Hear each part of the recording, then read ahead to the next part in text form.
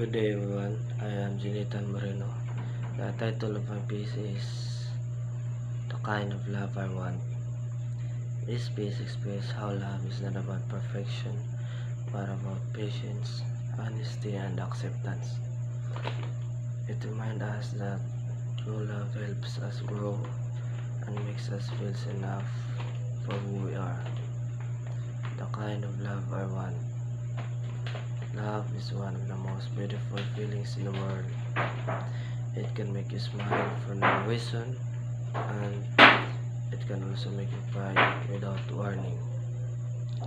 But even with the pain it sometimes brings, we still choose to love.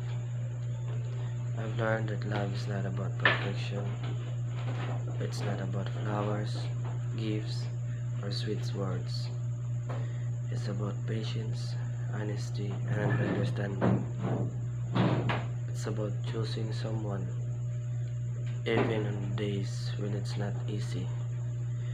The kind of love I want is the kind that helps me grow, that stays even when life gets hard, and reminds me that I am enough.